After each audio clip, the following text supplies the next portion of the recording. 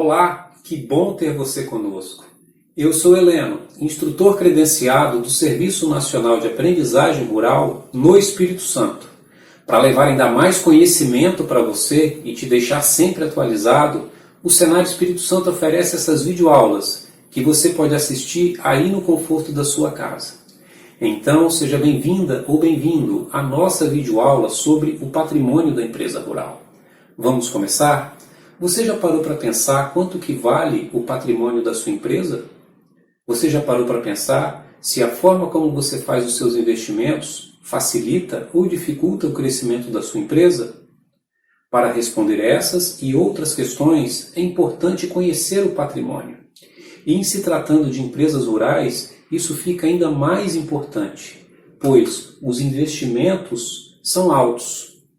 Investimentos em terras e lavouras, construções e benfeitorias, máquinas e equipamentos, animais, tudo isso forma o patrimônio da empresa rural.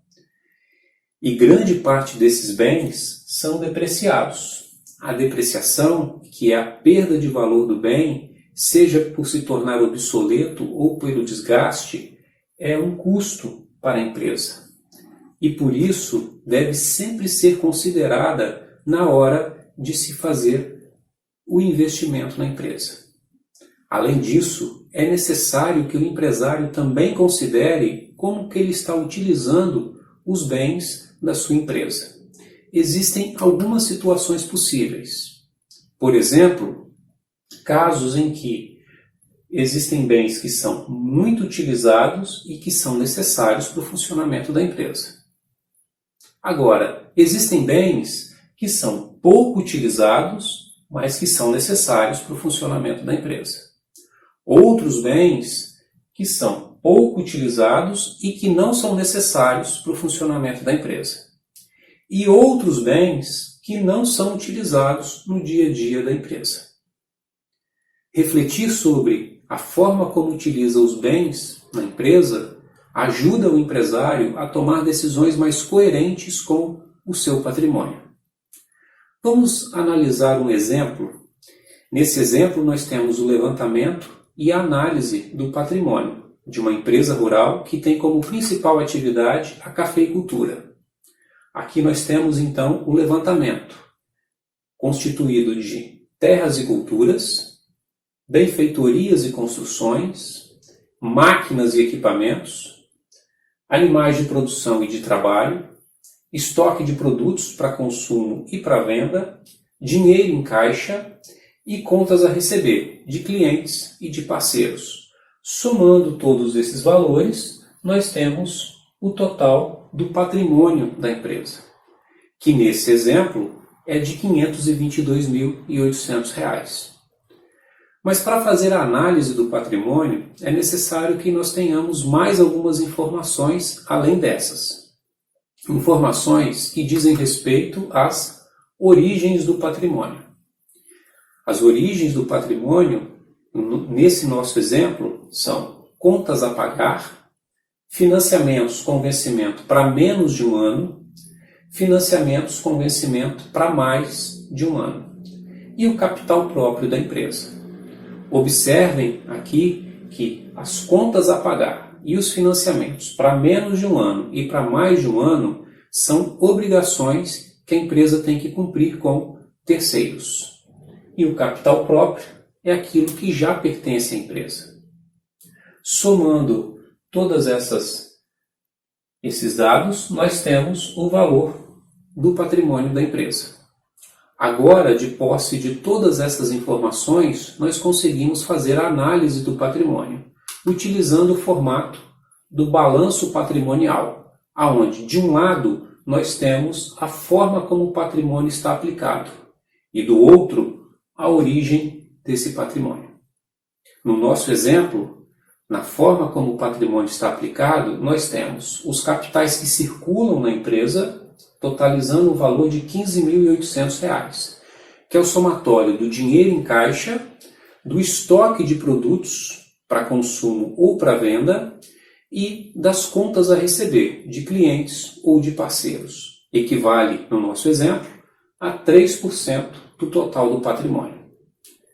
Além disso, nós temos os capitais que circulam na empresa, que no nosso exemplo dá um total de R$ 507 mil. É o somatório das terras e lavouras, construções e benfeitorias, máquinas e equipamentos e dos animais. Equivale aqui a 97% do total do patrimônio.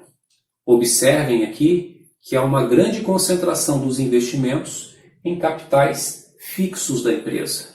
E aqui cabe uma reflexão para o empresário.